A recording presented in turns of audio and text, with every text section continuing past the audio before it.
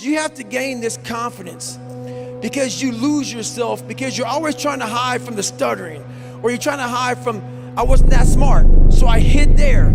I hid because I was only a black person. I hid because I wanted to be a special. I was constantly hiding from these groups of people because I wanted to be accepted. And the more I hid, the more David Goggins became nothing. There was no David Goggins. I was you when I was around you. I was Mary around Mary. I was John around John. There was no David Goggins. And along this journey, when I started losing weight, and I had so many bad days in my life, so many bad days from growing up, even now. There wasn't nobody fucking there but David Goggins. God was there, but God said, hey, motherfucker, I'm testing you today. And I'm gonna test you tomorrow. I'm gonna test you again. I'm gonna let you alone, man. Pray all the fuck you want. Pray. Get on your knees, boy, pray. I'm gonna still kick your ass. So the more I realize this is my journey, and the more I realize, where's all my friends? They ain't fucking nowhere around. It was you. So you better figure out who the fuck you are on this journey. And those few people many people don't like you, so be it. But you first have to figure out you, because a lot of people die with a lot of untapped potential because they're trying to be somebody that they're not. I know there's a whole bunch of people with that right there. That fires me up. That makes me fucking happy, what you just said. That brings joy to my life right there. Why? Because I know there's so many people that have the ability and just refuse to get off that couch. Refuse to study a few more hours. Refuse to go deeper, to go further. And that's where I gain the advantage. It's so easy to be great nowadays, my friend, because most people are weak. Most people don't want to go to that extra mile. Most people don't want to find that extra because it sucks. It's miserable. It's lonely. And that's what I hope people understand. Your life and the journey you put yourself through, there's nothing more than that. And that's all I want people to do, is realize that you have to struggle. You have to struggle. The bigger the struggle, the bigger the peace. The bigger the suffering, the more peace. It's a human story about struggle. And I happen to be in so many different situations that so many people can relate to about struggle, that I guarantee you, mark my word, you read that book, there will be a section of that book that resonates with you hardcore. It will make you think. If you're not ready to think about your life and think about, where you can be, and think about what you haven't done, the book's not for you. If you're not ready to really self-reflect and hold yourself accountable for where you're at and where you're not, the book is not for you. It's real. I know what darkness looks like. I know what it feels like to be alone with no motivation, no drive, no passion. And what has to come out of your fucking soul in the darkest of times is what you just did right there. So that's what I do. So people always, for the first 20-some years of my life, it was just darkness. But if you are able to get up every morning, have no passion, no drive, no motivation, no shit, and still get up with that kind of fire, you will be successful in life. I guarantee you that. You talked about that you were kind of, lonely by yourself. I was the same way. And that used to hurt me growing up. Now I fucking thrive in that shit. That's the only place to be. How did you become this? How did you become so vulnerable? How are you doing a podcast now when you were this kid? You overcame things. You fought them. And now this is what happens. This is on the other side of overcoming. You become very, very powerful when you overcome yourself. All those things you once cowered from, you were afraid of, when you face them eye to eye every day, you now become a person who has a great podcast. Dude, do you know why my life is miserable right now? Because I can't go on your show right now, your podcast, if I didn't get after it this morning. So I cannot talk to people unless you're authentic. Unless I'm authentic, because I used to be the most unauthentic motherfucker on the planet. Now, I have this voice in my head saying, oh no, I'll call you up. If I lie to you about something, even a white lie. Hey, yo, Joe, guess what, dude? I fucking lied to you, man. Like, that wasn't real. Like, it will bother me that badly now. You know, so another thing, what's funny about all this book stuff, man, I didn't set out to write a book. Like, literally, man, when I was 24 years old on a couch, fat, spraying for cockroaches, eating donuts and drinking milkshakes, I did not plan on doing this. All I wanted to do was change the fucking reflection in that daggone mirror. When I talk to you all, understand, these are the things that I had to tell myself. So, you know, a lot of people come up here and start talking to you and they think they have all the damn answers and shit, and they kind of talk down on people. No, no, no.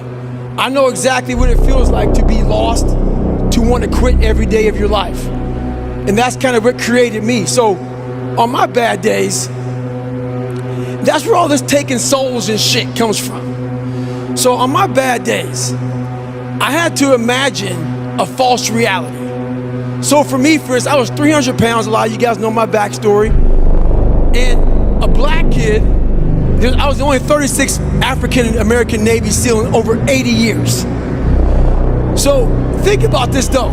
Think about how I wanted to quit. I was afraid of the water. My favorite meal was chocolate milkshakes with chocolate donuts. I didn't run, and I was afraid of the water, and I was 300 pounds. And I have a pipe dream of going to go be a Navy SEAL.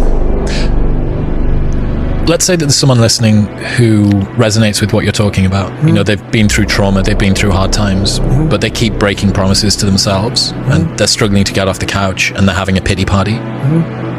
How can they stop feeling sorry for themselves?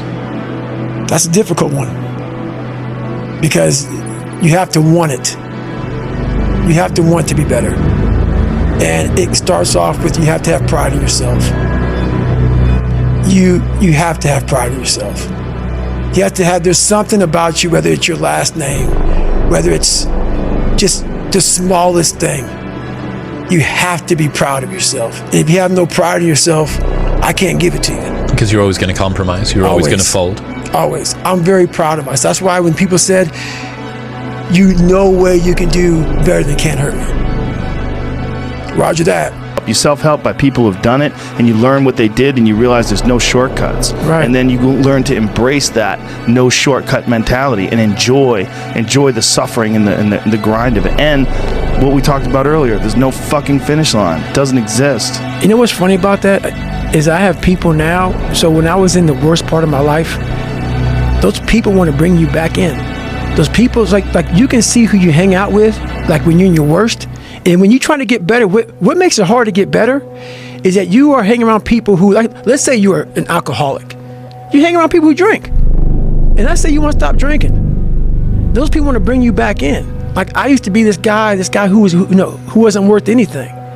Now those people who are still there, they're 16, 17, 18, 30 years ago, they're trying to get you back there. So the hardest part, you got to see who you're hanging out with, man.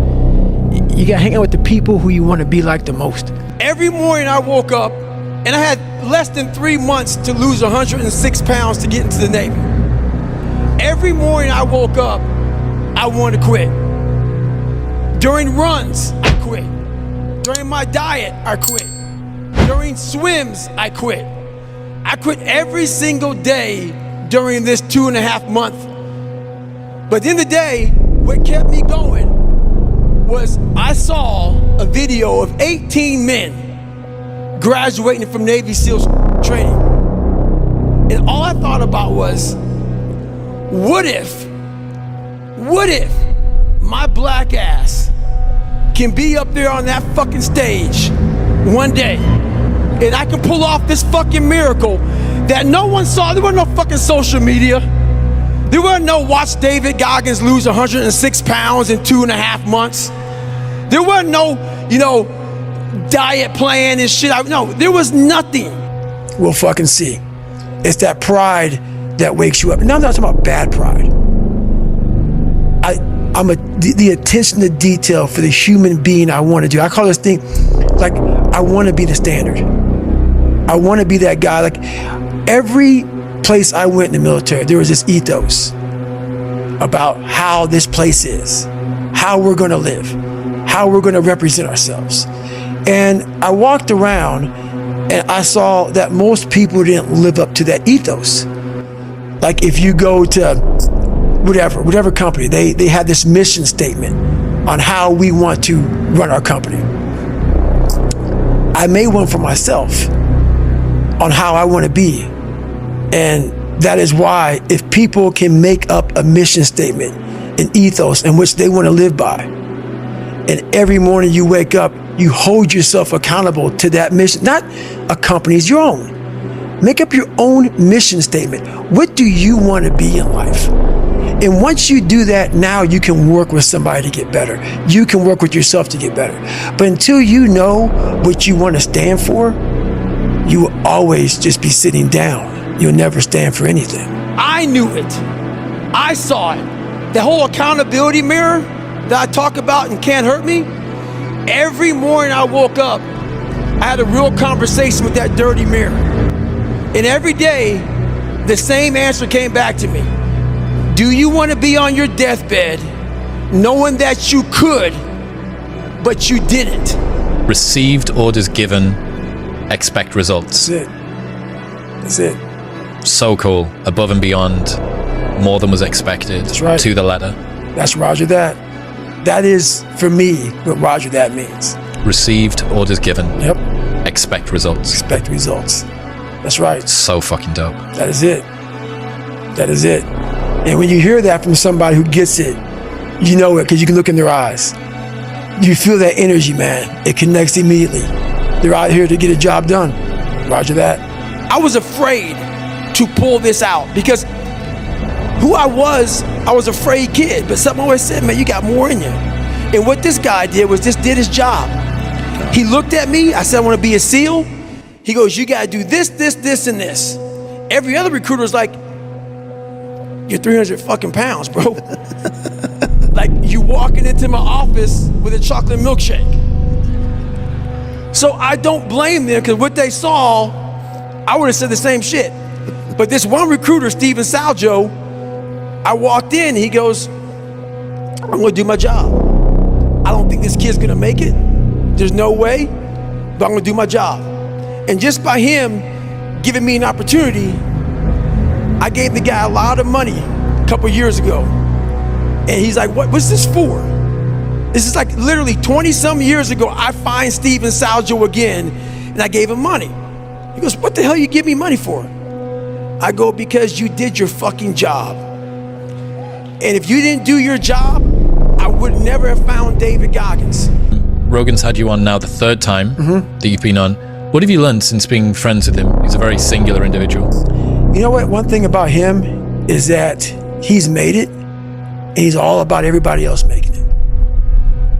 There's one thing that he believes in, is that there's enough food, enough cake for everybody out here to eat. So there's a lot of people in this world who don't want to see you make it because they think you could take a piece of their pie. That motherfucker's like, look, dude. Pie for everybody. I got 14 pies, bro. One for every motherfucker here. And so he's all about people making it. And that's something that a lot of us can, learn from. That people think, oh, I made it, I'm gonna hold on to it. I'm not gonna help anybody else out. I wanna go be in special operations. Like I said, there's only 36 African Americans. So you don't walk around a black community talking about, I wanna go be in special operations. So I tried to fit in. And by me trying to fit in with every group I was in, I lost myself. And so why I'm so polarizing now is because either you fucking like me or you fucking don't. Thank you for watching. Hit that like button, it will really help us grow.